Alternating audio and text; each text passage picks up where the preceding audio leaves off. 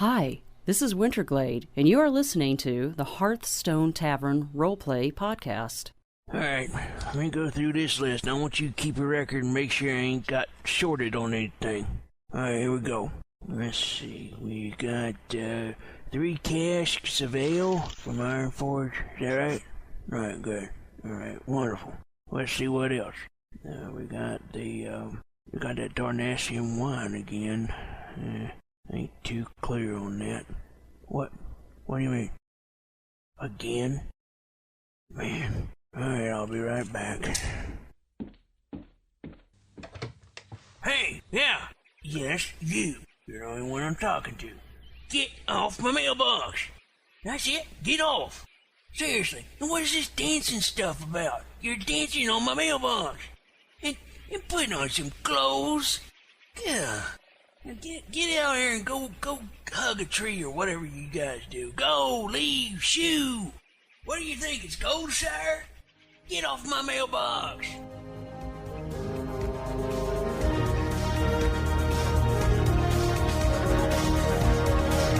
Hearthstone Tavern, a Warcraft RP podcast, highlighting the RP in MMORPG.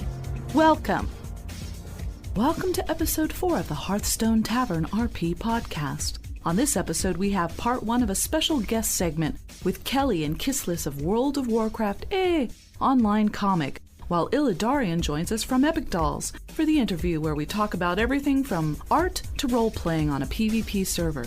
We continue the show with a roundtable discussion about Christie Golden's book Rise of the Horde and follow up with regular segments from the cast.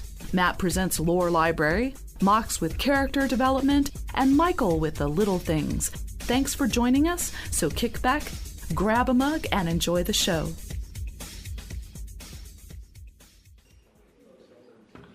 Ma'am, I'm going to have to ask you to leave unless you can stop carving runes into our tables.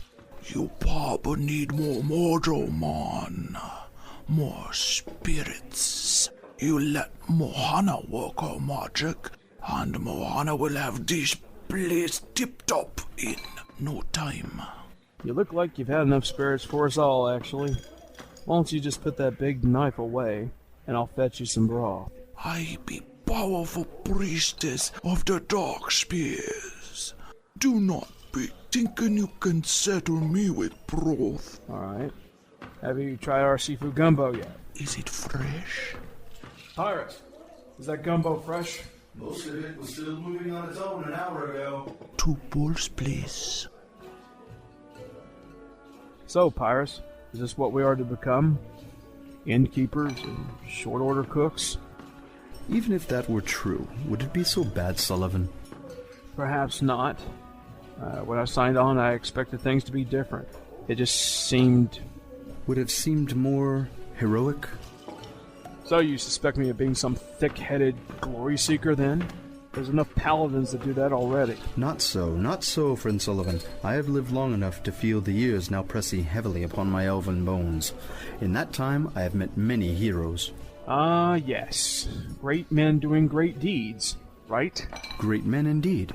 Their deeds mighty or small, it did not matter the task, but that it was done with greatness.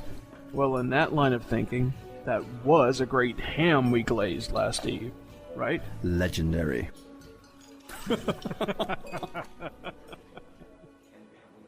Hearthstone Tavern now presents A Moment with Winterglade and Star Dancer. Winterglade! Winterglade! Winter! What? This smelly contraption is too loud. What? I said, this machine is too loud! I can't hear you. The engine is too loud. Isn't this great? No! It's too loud! It smells weird! It even smells loud! Can we stop, please? I think the smoke is making me sick. What? Sick! Yeah, this is totally sick. Hang on. I'm really going to open her up. Woo! This is almost like cake. Woo!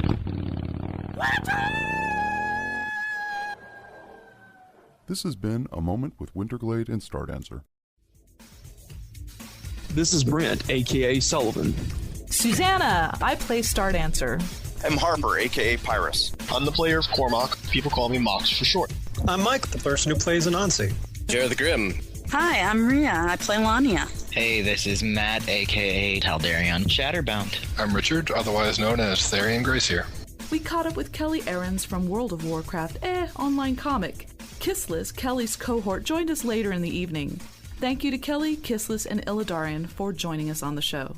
Good evening, everyone. This is Susanna, and we have a special guest with us this evening. It is Kelly Ahrens, the designer and writer of World of Warcraft, a superbly drawn and witty online comic and a series that focuses on the World of Warcraft. We're just delighted to have you.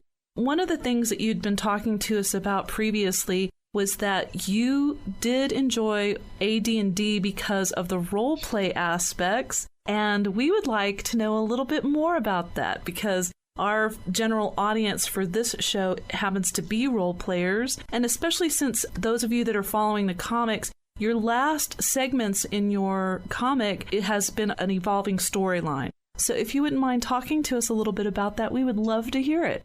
I see role-playing as character acting more than anything. I had started role-playing on tabletop a little bit after I graduated from high school. My brother was the big D&Der, and I just kind of never really understood it. I think that the idea of character creation is amazing because you are literally creating a life. You are creating a personality, someone's, loves, hates, dreams, hopes, interests, everything. And to do it well takes a lot of practice and skill. I think that it's something that can be very, very rewarding. I'd say my best experience with role-playing is actually, again, Kissless. She's an excellent role-player herself, and she's taught me a lot.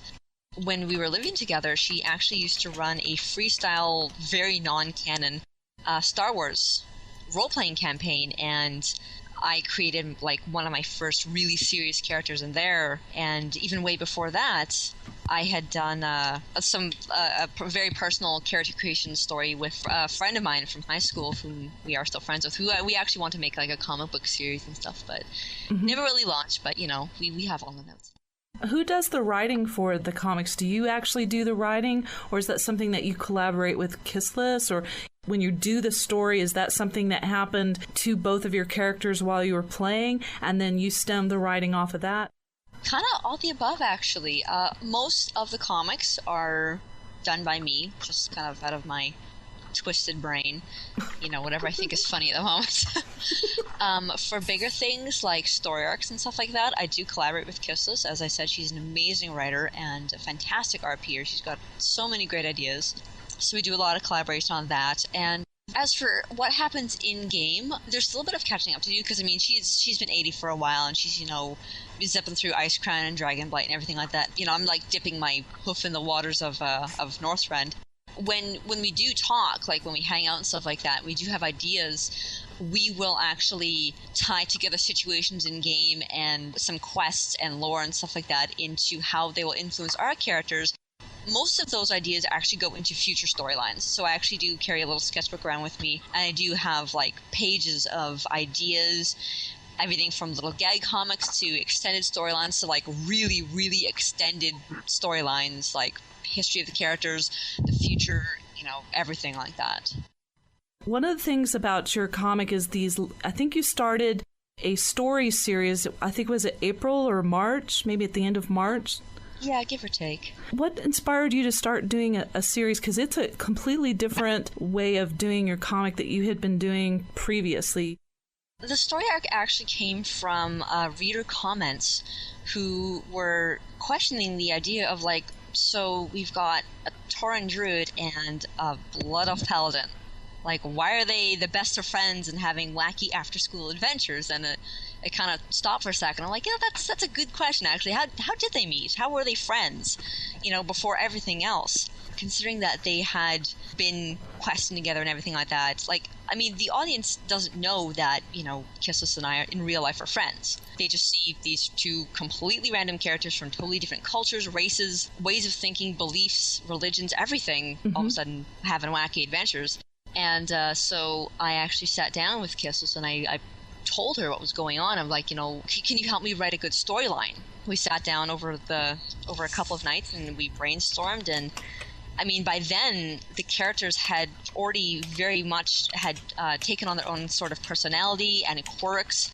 They had been fleshed out much more at that point. So I do admit I'm having a lot of fun writing a sequential storyline, although I do miss the kind of carefree idea of gag comics where I just kind of, write stupid fluff once a week and, call it a comic.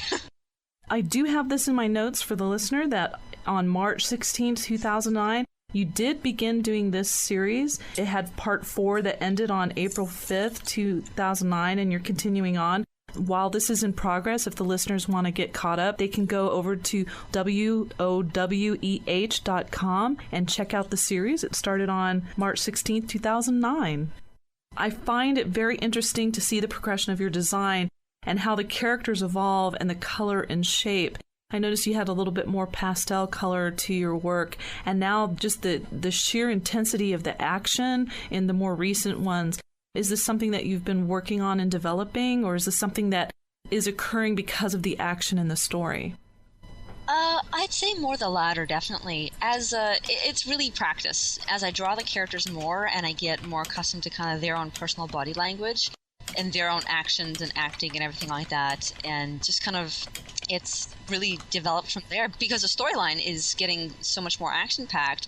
The comic can't be flat and boring and, kind of the whole talking head syndrome sort of thing. For me, personally, it's excellent practice to draw Torn flipping about and giant monsters and everything like that. And also, it's just a really fun excuse to draw giant monsters and little flipping about. One of my favorite ones that you did was February 2nd, 2009. It was the Happy Lunar New Year, where you managed to make a Tauren look very sensual. So is that how you see the Tauren females? And wow. No, the guys are going to go check it out right now. I know they're going to do it. It is fascinating to see how your art has matured and matured and matured and matured. It's really pretty good now. Thanks. Again, I just say it's sheer practice. I think that any creative person should always strive to get better. You can never be the best artist in the world or the best writer or anything like that. Just try and get better. There's always something to improve on. I am very, very impressed with how you managed to give such really good expressions to a Tauren, of all things. I mean, smile, laugh, managing to do a wry grin, on basically a cow, and I think it's because you played the Alliance too long. Oh, har har. Full of snotty humans and scowling night elves. No, I'm Hell kidding. yeah. Okay. They're okay. There's a lot of love here. You can hear it. Oh, come on, I'm a staunch Horde, but the Alliance, they're there, and as long as they do their own thing. Oh, thank you very much. That's what she can say for the Alliance. They're there. We just kind of exist in the quarters somewhere. Uh-huh. So we've been delegated to our room. Have we been grounded? You guys eat pie. We eat cake. The main characters of Kelly's comic are Kissless and Kedistra. Did I say that correctly? Kedistra. And she happens to be a Tauren druid, and then Kissless is a protection paladin. And they get into some crazy adventures in the comic, and it's just absolutely fascinating to watch the evolution of that. As I said in the Epic Dolls, your artwork really is absolutely exquisite, and I have to agree with Harper. The expressions on your characters and some of the action expressions are just wonderful. And you'd mentioned in our previous episode, Epic Dolls, you started out doing some of the artwork digitally, and now you're moving into doing some hand-drawn. Can you talk a little bit about that? Well, technically, all the artwork has been hand-drawn from day one, as weird as that sounds. It's just digital, different digital tools. One, I used a tablet at first, and now I just use a Cintiq. I mean, I think of hand-drawn as like you draw on paper, then you scan it in and do the whole horrifically inefficient cleaning up all the line work and everything like that. Yes, you can drool over the Cintiq, Richard, yes, but you've got $3,000 to drop. Go for it. It's been on my list for about 3 years now, and no, I don't have the $3,000 to drop on it. Not yet. It makes me cry. And I drained my savings and my entire tax return, and I ate lint for like a month after. So I do remember, indeed. Sacrifice. It's all about sacrifice. But yeah, as for the actual process of the comic, it's all done digitally, and it's all done in Autodesk Sketchbook Pro, and then everything, all the color work and the text are done in Photoshop. I have a question about what artists or what styles that you enjoy. What influences me? I should say it's a fairly obvious anime.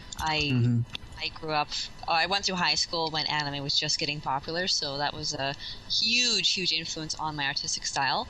And as for like the actual drawing aspect of it, going through animation school, I have great respect for many animators. The style that I'd say I connect with the most is Glenn Keane. He is the lead animator at Disney, and he was the character animator for characters like Tarzan, Aladdin, Ariel, The Little Mermaid.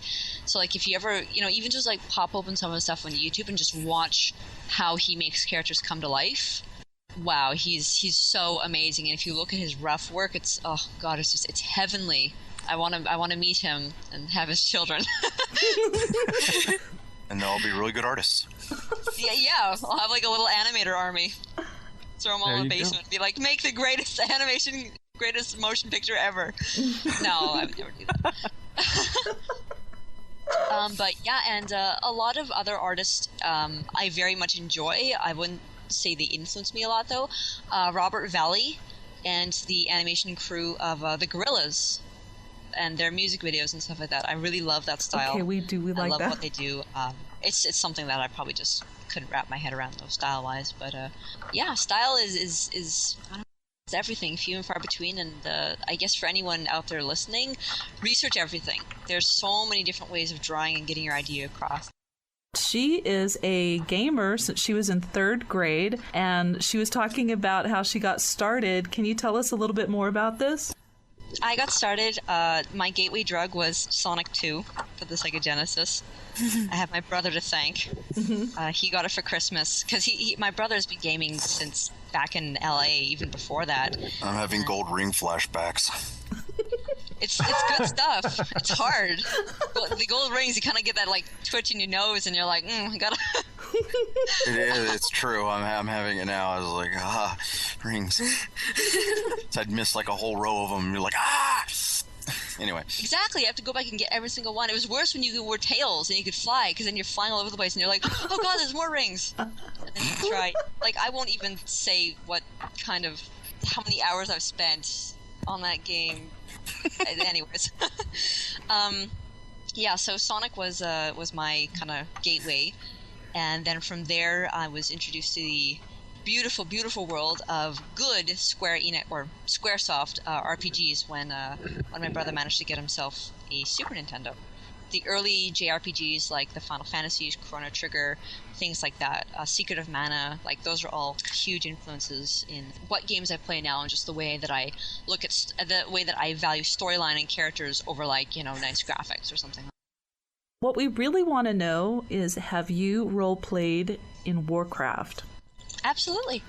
Oh, you did? Okay, where? It's funny you should say that. Because I'm on Kil'jaeden US, and it is a 100% PvP server. For the record, I hate it. For anyone who knows me, I bitch and gripe about it about every 15 minutes about it getting ganked or whatever else. Moonglade. So then why do you play there? I'm there because of friends, and I love my guild, and it's they're very important people to me.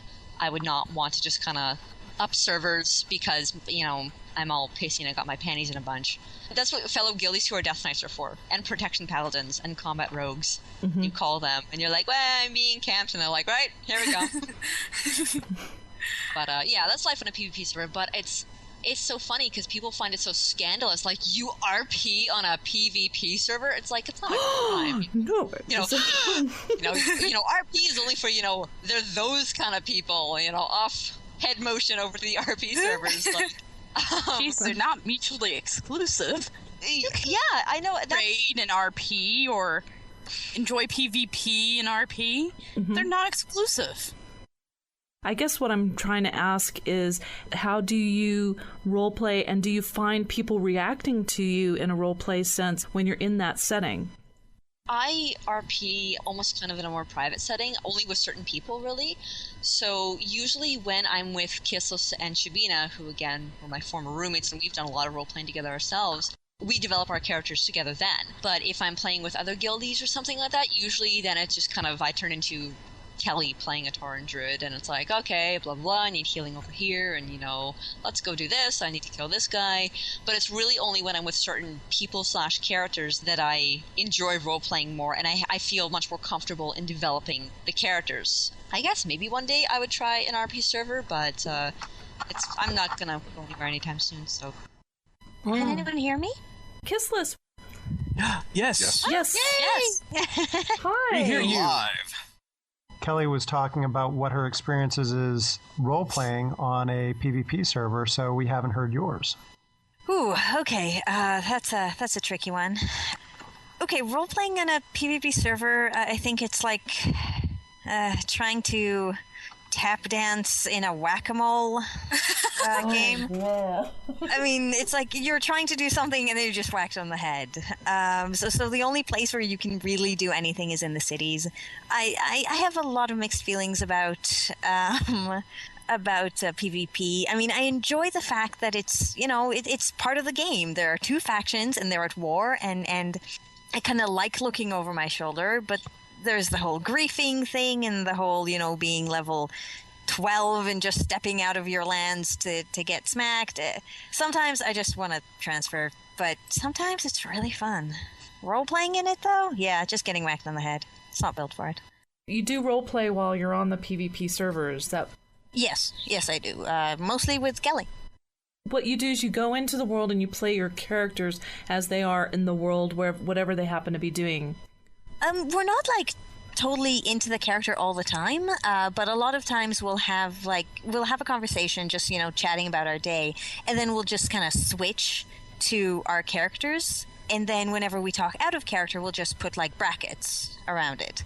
Okay. And usually we stay in character from that point until we're going to sleep or something. But that's how I found we usually do it. We're going to be discussing Rise of the Horde by Christie Golden, and I would like to start off with Mox. Can you tell us the synopsis of the story and who the characters are in this particular book? Okay, well, Rise of the Horde is obviously a book by Christie Golden, and I found it to be an extremely enjoyable book.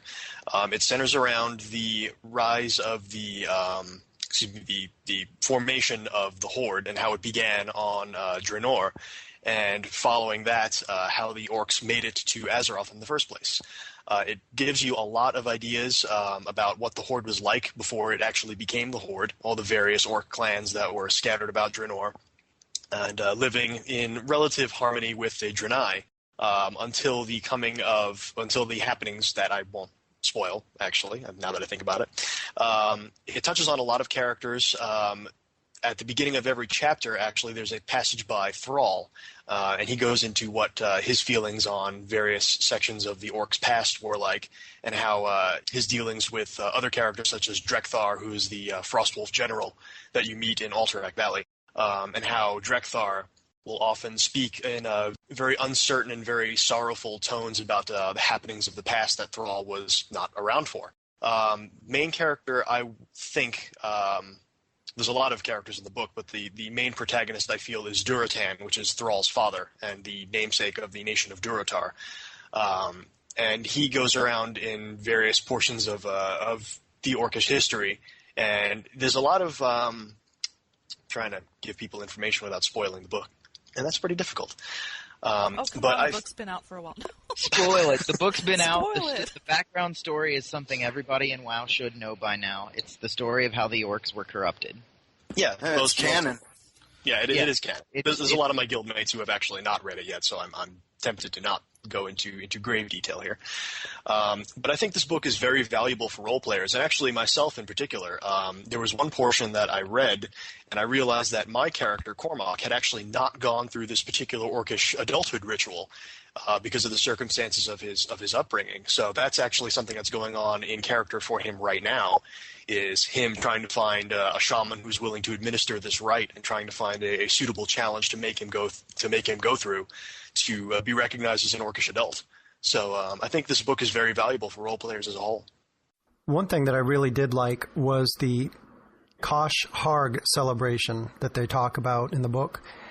And I think a lot of people could probably get some really good role-playing mileage out of that, having a party, having a celebration. And I'm pretty sure you could tie that into when they have the thing of the ancestors, whenever that is.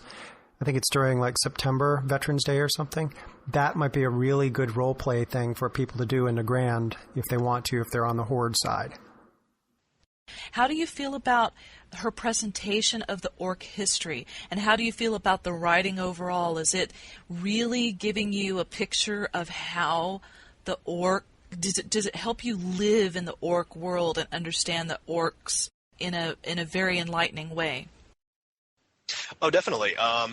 There's a big misconception that I think a lot of people have about what the orcs are. They're not just green-skinned humans. They don't have the same motivations or the same culture that humans do in any, by any stretch of the imagination.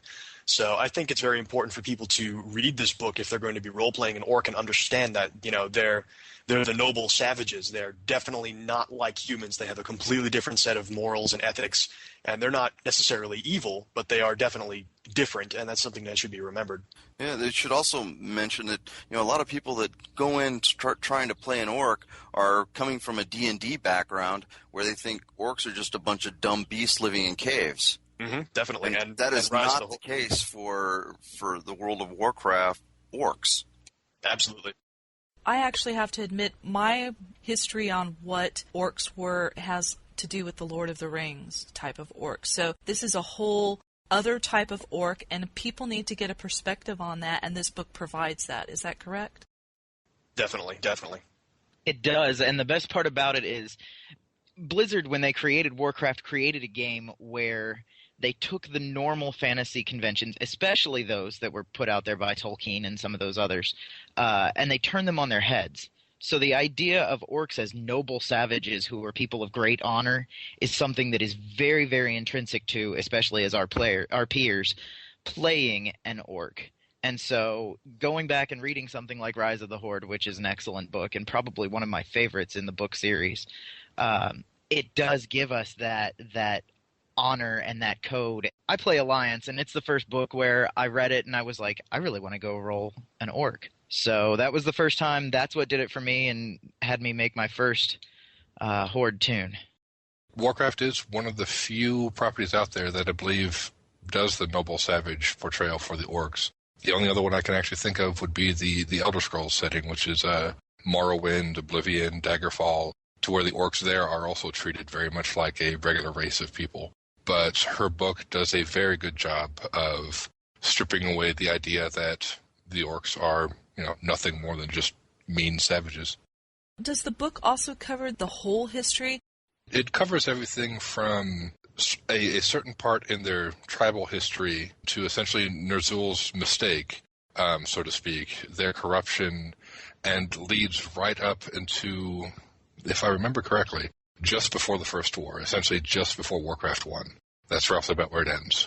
Yeah, I think, Mox, is that what you were saying, too, that it leads everything up to that first war? Yeah, it sets the stage for everything that happens up until the very beginning of the First War. So, at the very end of the book, the Dark Portal is created and the orcs go through, and, the book brings it to a very interesting close there. There's actually one thing, too, that I would like to add, is if someone is looking to get into reading the novels in a chronological order, Rise of the Horde is probably the best starting point at this point in time. Because you roll into that, and you roll right into The Last Guardian, which covers the First War from Khadgar and Medea's point of view. Not recommending War of the Ancients on the timeline? Well, for multiple reasons, but actually the primary one being that the frame story for War of the Ancients takes place after Warcraft 3. And it takes place after Day of the Dragon. It's a prequel and a sequel. Yeah, we'll not get into the retcons that trilogy adds into the lore, but that one is actually best consumed after you read Day of the Dragon, or else you'll receive some minor spoilers about the characters there. Is my memory going, Rich? Or, technically the frame story for Rise of the Horde takes place after Burning Crusade. Because yes, remember in that last chapter... it's not as revealing. The frame story for Rise of the Horde is pretty much, they're all talking to Drekthar, if I remember correctly. Right. Until the end, when he gets the letter from the Draenei. Yeah, or that's it. He hears about the Draenei, I guess. Yeah, and that's really about it, but the Draenei are introduced in the actual meat of the story itself, so that's not a huge spoiler. So the story here with regard to that's happening in Rise of the Horde also alludes to what's happened to Draenor, the planet. Is that what we're talking about? It briefly covers the Draenei and takes us into what's happening to Draenor as well? In a very interesting portion of the story, Durotan and Orgrim Doomhammer are introduced to the Draenei in a very interesting way, and they are portrayed as a certainly different and very alien race to the orcs, where the orcs are kind of dirty and gruff, and they're not sure what to make of their surroundings, and they are taken to meet Velen, who is the prophet and leader of the Draenei in modern times. And it brings a lot of interesting details about the history of the world and how the orcs didn't actually call the world Draenor. It was just, the world to them. The Draenei actually named it Draenor, and the names are very similar there for a reason. And yeah, that's basically how the Draenei are introduced. One thing I wanted to bring up about the Draenei was, after reading this, it makes you wonder if you want to play your Draenei as someone who was in the know, who realizes, the orcs were just merely pawns. If your character was close to Velen and knew Velen's thoughts, or if your character knew about the Frostwolves being the one that did not do any drinking of the fell blood, and they're the ones that actually treated him decently, even though they were, quote, told to go to war. So that's something to think about if your character wants to do something of that nature. Where do you stand with the orcs? That information might help out a lot. From a standpoint of someone who's going to be playing that race, both the orc and the Draenei, this would actually be a very good resource for them. Would you all say that? I would certainly say I think it really gives a great point of view, especially between the relationship of the two races. Because at one point they did live in relative peace and harmony, and then the corruption started happening, the trickery of Kil'jaeden, and then the orcs, started warring on the Draenei. The Draenei culture is shamanistic as well as the orc culture, the original orc culture anyway, before they got corrupted. So there's plenty of reasons why they would have gotten along. Yeah, they were trading back and forth, and, they had relatively peaceful relations. They were a little standoffish to one another for, differences of, appearance and culture, but for the most part, they didn't kill each other. The shamanistic attributes of the Draenei didn't actually appear until after the genocide, just about.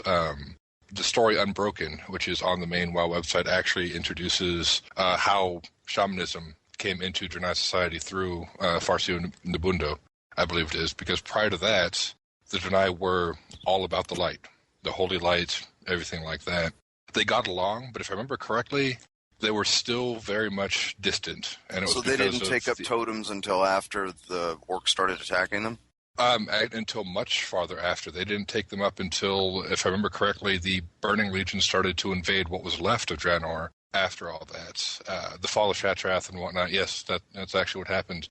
After the genocide, while that was still going on, the orcs unleashed one of their weapons, which started to degenerate the Draenei into the Broken and into the Lost Ones. And it was through that turmoil that one of them, Nabundo, actually started to hear the spirits. And in relation to Rise of the Horde, if you do have an interest in Draenei culture, I would suggest reading Unbroken as well. Would that be the second book, or is that a previous book? That's actually just a short story. It's a short story on the main WoW website. Probably believe it's under story. Written by Mickey Nilsson, who is, I believe, one of the main lore writers nowadays next to Metzen.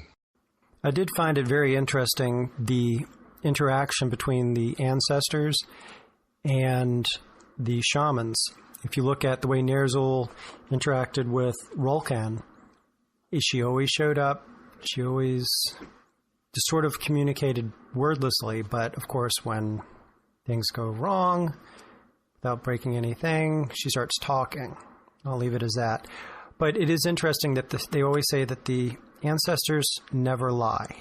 That is something that the shamans are used to. The spirits are spirits that look after them until, of course, the lie happens. which of course is not the ancestors' fault, as we find out in the book. I wanted to do a little bit of a different perspective because this has come up in a couple of other conversations. And they were talking about how Blizzard is producing a lot of different stories in various venues. They were discussing that Blizzard is producing books, they're producing graphic novels, and they're producing manga. And they mentioned that they're not sure that they're getting the kind of audience that's really helping the players. I don't think that I fully agree with that.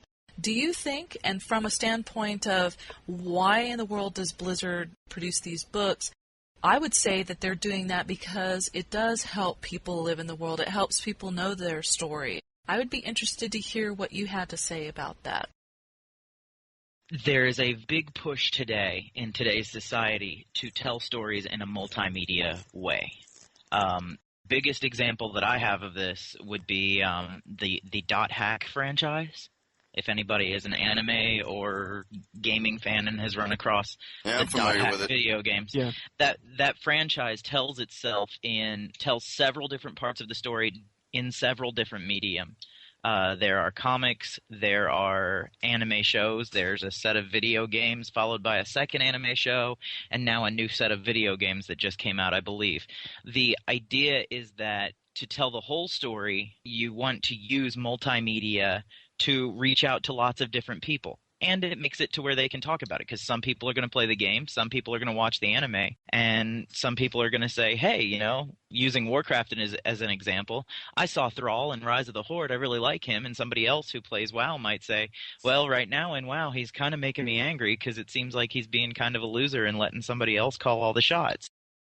When they do produce the Warcraft movie, that's going to have even more people want to know what the story is about. What are these characters? Who are they? Who may not ever play the games. So I just was feeling that I think they have a great story. They have an interesting view of different types of characters, and it's a world that they have created that has a history, that has races, that has a political structure. And I think you're absolutely right. They want to be able to tell that story in a variety of media to a variety of people who would look at it that way.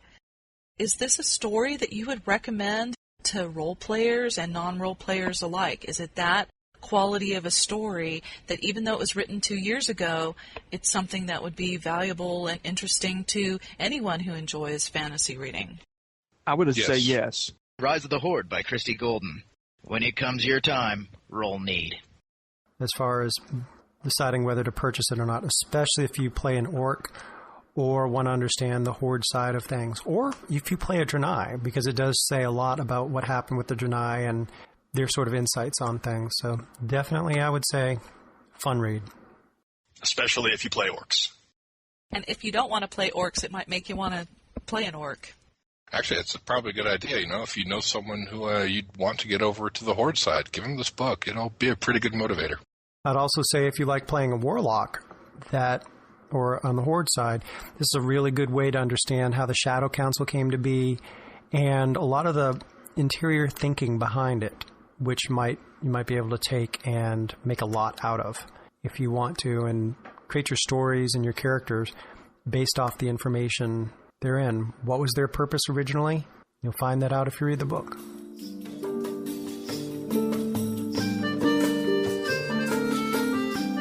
Welcome again to the Lore Library, Hearthstone Tavern's regular segment on the backstory of the Warcraft universe. This is Matt. I play Taldarian Shatterbound. Every other episode, I'll be featuring a new topic in Warcraft lore. And for every episode in between, Richard, Thery, and Gracie or Powell will do the same. Now let's get to it.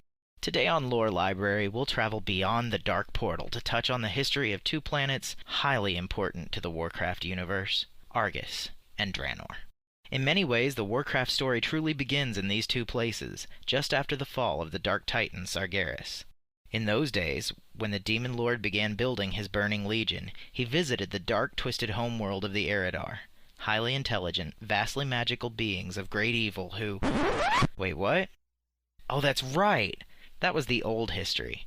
With the release of the Burning Crusade, Argus and the people there received a major retcon, a subject which is still a sore point with some players.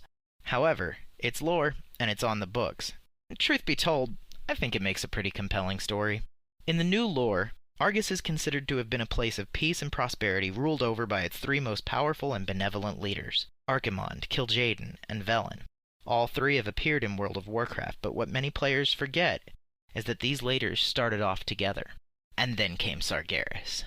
Promising them overwhelming power, Sargeras was able to turn Archimonde and Kil'jaeden to his cause, the great unmaking of the universe.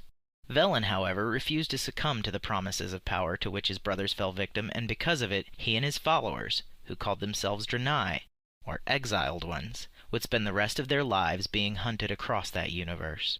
With the help of the Naaru, mystical beings of the light who stood in defiance of the Burning Legion, these Draenei were able to travel from world to world using a trans-dimensional fortress-like craft which could warp through the twisting nether. Velen and his followers spent countless centuries running from planet to planet, but each time they found a new home, the Legion found them. By then the Eridar had become the backbone of the Burning Legion. Archimonde and Kil'jaeden had become the commanders of Sargeras' army, second only to the Dark Titan himself, and their vengeance upon their exiled brethren was great. Then a stroke of luck. The Draenei found a small planet far from the eyes of the Legion where they could begin to rebuild. It was a place of life and relative peace, inhabited by several other sentient races, including the Arakoa, the Gron, and the Orcs, a group of brown-skinned humanoids who would play an enormous part in the future of the Warcraft universe, and that of the Draenei. Velen and his followers decided to name the world Draenor, which means Exile's Refuge. Here the Draenei watched the other races grow and mature, taking particular interest in the honorable Orcs. Though the two races were quite different, the Draenei and Orcs lived in peace for many years. But then, somehow, inexplicably, Kil'jaeden found his exiled brethren. Always a schemer, Kil'jaeden chose to remain hidden, secretly plotting against them through the use of the Orcs. Enter Ner'zhul, a powerful Orc shaman with a strong connection to the spirits of his ancestors and that of his deceased mate. By manipulating these ghosts Ner'zhul had come to know and trust, Kil'jaeden was able to lead the Orcs down a much darker path, turning from their shamanism to practice dark warlock magics. Under Kil'jaeden's tutelage, Ner'zhul brought his people to believe that the Draenei were a serious threat to their survival, and thus the Orcs began to hunt down and murder Kil'jaeden's longtime enemies. Eventually, Ner'zhul realized the error of his ways, but betrayal is a common occurrence where promises of power are concerned. And before Ner'zhul could make amends for his actions, he was deposed by his apprentice, a warlock named Gul'dan. Ner'zhul was left completely powerless, and although he lived, he would not be considered a threat again, at least for a while. Unlike his predecessor, Gul'dan did not suffer from having a conscience. As the spiritual leader of the Orcs, he commanded a war of genocide against the Draenei, and led his people into a pact with the Burning Legion which would set the stage for the future of their entire universe. In a ceremony designed to guarantee obedience to the Legion, the Orcish clans drank the blood of the demonic pit lord Mannoroth, increasing their fighting skill, but burying them under the weight of their bloodlust.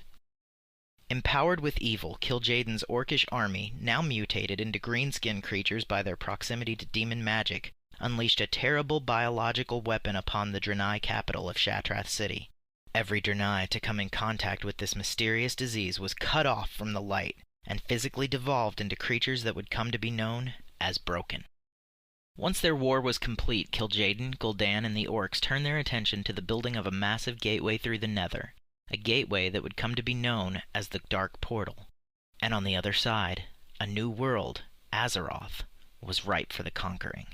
For more information on this topic, check out Christie Golden's Warcraft novel Rise of the Horde. The Siege of Shattrath and the story of the Broken Draenei is further explored in Unbroken by Mickey Nielsen, available under Game Guides, Story, Lore at www.worldofwarcraft.com.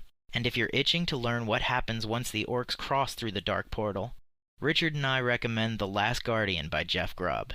The lore library is contributed to Hearthstone Tavern by Lorecrafted, the World of Warcraft lore blog. Go check it out at www.lorecrafted.com. Hello again, folks. This is Mox, and I'd like to welcome you to the second installment of Character Development. Last time I gave a fairly general explanation and overview about why it helps to write down and explore details about your character that aren't available to expound upon with your in-game statistics. Today I'm going to take that a bit further and pick a specific subject with which you can toy. This segment's topic is a suggestion of Silverdawn of Earthen Ring, a good friend of mine with a wealth of role-playing experience. The subject is character, rivals, and nemeses, and how they help shape your persona. Most characters have a person or group of persons who exemplifies everything they are not. The kind, heroic paladin, may see a dark reflection in an insidious and cunning death knight who fights on the same side of the war. Between battles and meditation, the orc blade master may fight against a terrible warlock of the Burning Blade and his cultists. Even the lowly Goldshire town guard may, when he isn't chasing naked elves off of the mailbox, have an extremely hostile relationship with one of the locals. These rivals need not be members of the opposite faction, though that is certainly a way to go. After all, one of the cardinal themes of the Warcraft setting is the conflict between Horde and Alliance. You could be so bold as to choose Warchief Thrall as your nemesis, so long as you don't roleplay out aspects of his personality that would kick some sand out of Blizzard's sandbox. Or you could coordinate with other roleplayers on your server and ask one of them to be your partners in crime for this facet of your character. Sometimes, however, it's easier to select a rival that is on the same side of the factional fence. Not only does it make it easier to roleplay with them because of the pesky language barrier, it's certainly more dramatic. After all, you're supposed to nominally be allied with this person, but something sticks in your craw enough to make you work against them. Are they less ethical about the treatment of prisoners of war? Do they sacrifice their own allies in order to achieve their goals? Or maybe your character is on the darker side of the spectrum, and you abhor their reluctance to do the pragmatic thing to achieve victory, enough so that it actually gets in the way of what you're trying to do. Though, it's important to keep in mind that not all rivalries lead to bloodshed. Sometimes a dwarf and an orc can achieve a camaraderie of sorts, saving each other's skins when battling the Scourge, and endlessly quibbling about whose culture or fighting style is stronger than the other. Always in a bid to outdo the other person, these two rivals can be the source of endless amusement and heroic acts that keep their dealings interesting. Of course, communicating with them might be problematic, but emotes can do wonders in conveying thoughts that often lead to hilarious misunderstandings. How do we decide whether we should choose another player or an NPC, or group thereof, to be our rival? That depends on how much impact we want the person or persons to have on our character. Ultimately, we have the choice to participate or not participate in role-playing, but involving other players in our storylines in such a manner often carries with it an unspoken obligation to see it through. You might not always log in expecting to have a confrontation with the nemesis in question, and may just want to quest or PvP or raid. Selecting an NPC with which to butt heads makes this a bit easier on you, since you only need to confront that person when it's most suitable for your play schedule. NPCs have the benefit of waiting patiently for you to involve them in your written stories, but lack the dynamic and unpredictable behavior of human players. You have a certain amount of control when involving an NPC that another player might not be willing to give. On the other hand, other players, or groups of players, whether as an entire guild or a collection of disparate adventurers, make for potentially more complex happenings. You never know when someone might choose to exercise their freedom to confront your character. Some people prefer this sort of spontaneity. The downside of this is that other players can create some frustration unless certain boundaries are set. If they go around kidnapping your friends and allies every day, it's going to get a little tiresome. Another very important part to touch on is longevity. It's very tempting for us to rush to resolve our characters' conflicts as rapidly as possible, but this ends up doing more harm than good. A rival is only a rival because they pose a lasting challenge in your character's development. Relegating them to the role of tedious trash mob doesn't do them justice. This is especially poignant if you've chosen an important setting NPC as a rival. You can't really say they're dead unless Blizzard makes them dead. It can be even more problematic if you choose to try to kill off another person's character. People get attached to their characters pretty easily, and do unto others as you would have them do unto you is the rule of the day in these situations. Rivals are best served as tools for highlighting what makes our character unique. Why are they your nemesis? What is it about your character that makes them so prone to competing with this other person? Enemies of this degree can make our characters either embittered or determined, and deciding which of these best suits your persona can go a long way in deciding what direction you take in developing your character's future. The culmination of this aspect of your development should always have a high impact on where your character goes after the fact. If the final showdown ends in the death of one of the characters involved, you should be prepared to accept the consequences. It might even result in the acquisition of new opponents, be they friends and allies of the slain individual, or their own foes who are quite upset that you did them in before they had the chance to do the same. I'll bring this segment to a close by encouraging you to write a bit about this subject if you feel it is suitable to your character. Not everyone is going to have a nemesis, so don't feel obligated to add this to your storyline if you don't think it's appropriate. That said, I'd love to hear from our listeners about stories they've written, or subjects they would like me to touch on in future segments of character development. Feel free to leave a post or comment on our website directed to me, and I'll certainly credit you for the topic in the beginning of the next segment. Keep on writing, everybody.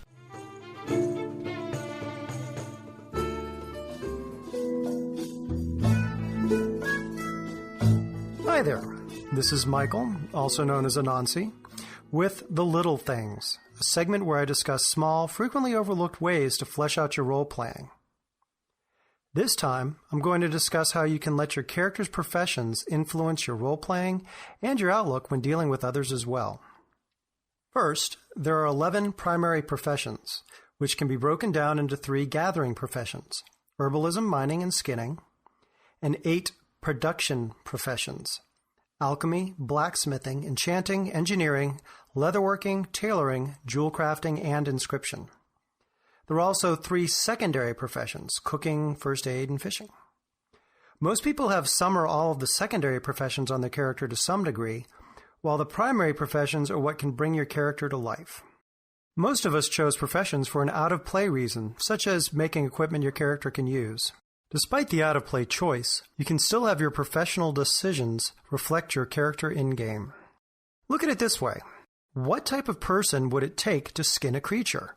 Is that different from someone who would prefer to gather herbs and flowers? And how does that compare to a miner? Also, the gathering professions now have minor abilities they bestow upon every player once they achieve mastery of each profession's stage. You can use the new abilities to gain ideas for your character's personality and mentality. Someone who skins gains the Master of Anatomy bonus, which increases their critical strike rating. If you think about it, the type of person who skins would know about human and creature anatomy somewhat, knowing where weak points are from their skinning work. And if you are a skinner, are you the type that enjoys the hunt and making use of every aspect of the animal? Does it anger you when people kill animals and discard what they don't need? All these are things that can influence your character's outlook. Someone who gathers herbs and flowers as a profession is in touch with the flora of Azeroth and Draenor. They're able to distinguish between common plants and those with healing, poisonous, or magical properties. They are so in tune with the flora of the world, they can call on the life force of plants to nourish and heal them with the lifeblood spell. Why would your character be an herbalist?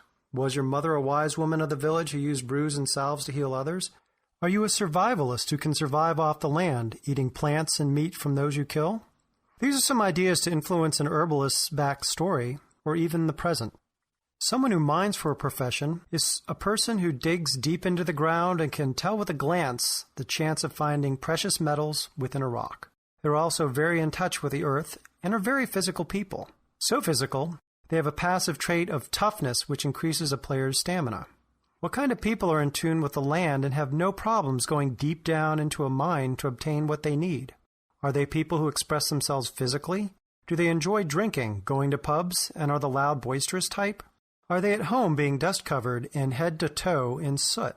Are they used to dark places with little light, and do they prefer that environment? There are a number of attitudes people who mine for a living might have. The production professions are where characters make things to show their work. Instead of a pile of bloody hides, dirty weeds, or sooty lumps of rock and metal, they create weapons, magical enchantments, mystical knowledge, beautiful jewelry, exquisite clothes, and armor. Some characters don't have any gathering skills, while many have the accompanying gathering skill for their production profession.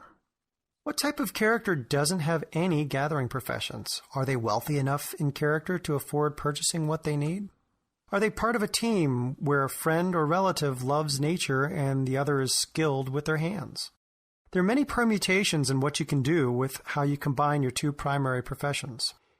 If your character is an alchemist, are they searching for powerful cures, counters to the scourge's plague, creating new plagues for the royal apothecary, a town wise woman or man who creates healing brews and salves, or maybe a scientist trying to search for the elixir of eternal life? If your character is a blacksmith, do they take great pride in every weapon and armor they make? Are they making armaments for others to fight in because they were wounded and don't feel strong enough to be on the front lines? Do they make weapons and armor as more of an artist, creating high-quality weapons and ornamental armor for nobility or war chiefs to wear for ceremonial reasons? Are they a blacksmith because their father or mother were before them and they are following in the family footsteps? Do you fight with the metal to make your armor and weapons, or do you coax the metal into the shape you need it? If your character is an enchanter, Are they into the arcane and magical studies? Do they study how magic permeates all of life? And does it influence their conversations as they discuss the magical makeup of elemental beings? How in depth does your desire to understand the magical bindings on animate and inanimate objects go? If your character is an engineer, are you a goblin engineer who loves big explosions, or are you a gnomish engineer who loves creating wondrous toys? Do you want to understand how things work? Do you like taking things apart and seeing if you can put them back together? Are you an inventor type who likes coming up with crazy inventions or useful creations? Do you like working with your hands, and do you carry your tools around with you to tinker with when you're bored? Do you carry a notepad or chalkboard to scribble down ideas, formulae, and processes? If your character is a leather worker, are you more obsessed with comfort and the quality of the leather or scales you use? Or are you more practical with making sure it is rugged and durable? Are you more of a frontier-type personality, making do with what you can use to create armor to defend yourself when out in the wild? Are you someone who wants to be able to armor as many people as possible, especially those with little or no money to protect themselves from bandits? Are you like a gypsy who can make what they can to protect themselves wherever they can? If your character is a tailor, are you someone who enjoys making beautiful robes and outfits for the rich to wear? Do you use it to pay the bills? Are you someone who notices the details of craftsmanship in clothing so as to start up a conversation with someone based on their clothing choice? Are you attracted to finer fabrics and luxurious sensations of running your fingertips across the material? Do you prefer practical clothing mass-produced to bring in coin, or rare works of textile art paid on commission? If your character is a jewel crafter, do you prefer making beautiful things for you to wear, or making jewelry for those more wealthy than you to buy from you? Do you enjoy the way the light catches the gem, the sparkle of color and tint? Are you obsessed with the difficulty and challenge of bringing out the beauty of a rough gem to make it serve magical purposes? Do you prefer working with rare metals or the beautiful metals like gold and silver? If your character is an inscriber, are you a scribe who loves lost arcane knowledge, or a historian?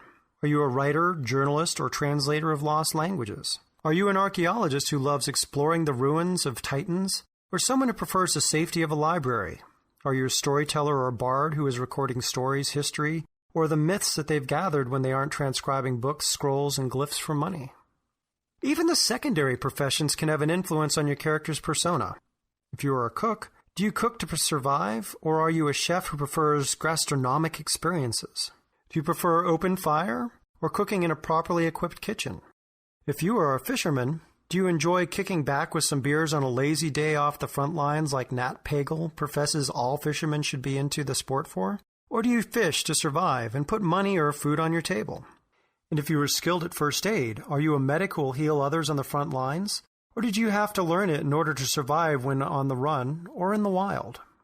Are you magically capable of healing yet also know first aid? And if so, why? Are all blacksmiths all brawn and no brain? Are engineers gnomish nerds or people who just like to blow crap up? Are jewel crafters people who think they are better than others because they are artisans? Are alchemists spooky scientist types who run strange experiments on living things, or are they master poisoners to fear? Another aspect of your professions to consider is how your professions match up with your race, class, or faction. What do Taurens think of engineers? Are they losing touch with nature? What do dwarves think about alchemists? Are they missing out on the comforts of Earth? What do blood elves think of skinners and leatherworkers? Are they vulgar for getting their hands covered in bestial ichor and blood? What do night elves think of enchanters? Are they getting a little too close to messing with arcane magics? The Forsaken have a different outlook and practice with alchemy than the other races. Are they looking for a cure for the plague, or are they helping the royal apothecary create a master plague to kill all other life? How does your faction view your professions?